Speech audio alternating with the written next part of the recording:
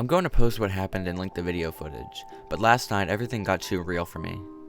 I think I'm done messing around with this. I passed out pretty much immediately after making that thread, but last night, that Elegy of Emptiness statue, I had a dream about it.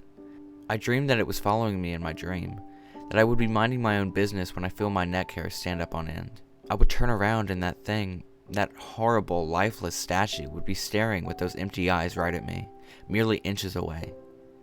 In my dream, I remember calling it Ben, and never before had I had a dream that I could remember so vividly.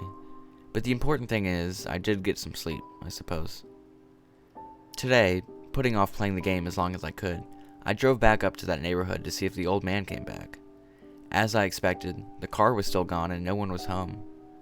As I was walking back to the car, the man next door mowing the grass killed the power to his lawnmower and asked me if I was looking for someone. I told him that I was looking to talk to the old man that lived here, to which he told me what I already knew.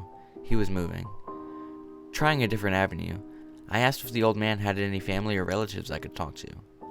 I discovered that this old man had never been married, nor did he have any kids or grandkids through adoption. Starting to become worried, I asked one final question, one that I should have asked from the beginning. Who was Ben? The man's expression turned grim, and I learned that 4 doors down around 8 years ago, on April 23rd, the man informed me that it was the same day as his anniversary. That's how I knew the specific date. There was an accident with a young boy named Ben in the neighborhood. Shortly after, his parents moved, and despite any further attempts to talk to the man to get more information, he wouldn't divulge anything else. I went back and started playing again. I loaded up the game and immediately I jumped at the title screen where the mask flies by. The sound that played was not the normal whoosh sound, it was something much more higher pitched. I pressed start, bracing for the worst, but just like 2 nights ago, the files Your Turn and Ben were displayed. Truth be told, I looked at the Ben file earlier. It seems to fluctuate between displaying the owl save and not. I brought up the Ben file, hesitated for a moment, noticing that the stats were not the same as they originally were 2 days ago. It seemed like he had already completed the Stone Tower Temple this time. Summoning my courage, I selected it. Immediately I was thrust into complete chaos. Sure enough, I was outside Stone Tower Temple, but that's about all that was expected. The zone itself wasn't called Stone Tower Temple, but rather Stone. And immediately, a dialogue box of complete gibberish that I couldn't make out greeted me. Link's body was distorted. His back was cocked violently to the side where his posture was permanently disfigured. Link's expression was dull, almost monotonous. He had an expression on his face that I didn't recognize before. It was a blank look, as if he was dead. As Link stood there, his body spasmed irregularly back and forth. I examined what had become of my avatar, and noticed that I had a C button item that I had never seen before. Some kind of note, but pressing it did nothing. Sounds played back and forth that I didn't recognize from the game, almost demonic in nature, and there was some kind of high-pitched yip or some kind of laugh or something playing in the background.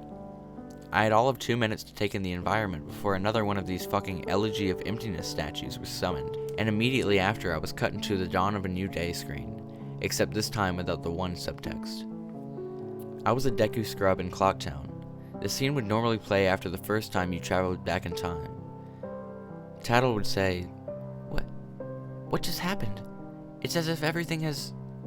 But instead of saying started over, she finished her remark in a broken text as the laugh of the happy masked salesman played in the background. I was put back in control of my character, but from a fucked up camera angle. I was looking from behind the door to the clock tower, watching my avatar run around as a Deku scrub. Seeing as how I really had no place to go because I couldn't see anything, I begrudgingly went inside the door. There, I was greeted by the happy masked salesman who simply told me, "You've met with a terrible fate, haven't you?" before the screen whited out. I was in Termina Field as a human again. I might as well not have been playing the same game anymore.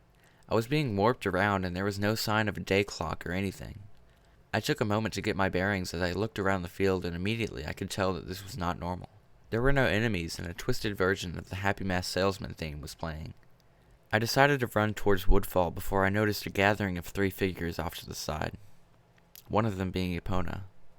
As I approached them, to my horror, I saw the Happy Masked Salesman, the Skull Kid, and the Elegy of Emptiness statue just standing there. I figured maybe they were bugged out, but by now I told myself that I should know better. Nevertheless, I approached them carefully and found that the Skull Kid was playing some kind of idle animation on loop. Same with Epona, and the Elegy of Emptiness statue was doing what it had been doing all along, just standing there eerily. It was a happy mask salesman that scared me more profoundly than the other two. He too was idle, wearing that shit-eating grin, but wherever I moved, his head slowly turned and followed me. I had not yet engaged in any dialogue with him, nor was I in combat with him, yet his head still continued to follow my movements. It reminded me of my first encounter with the Skull Kid on top of Clock Tower.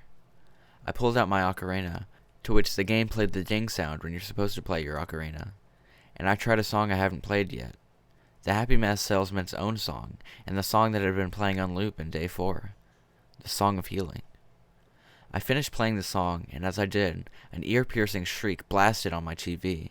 The sky immediately started flashing. The Happy Mask Salesman's twisted theme song sped up, intensifying the fear inside me, and Link exploded into flames and died.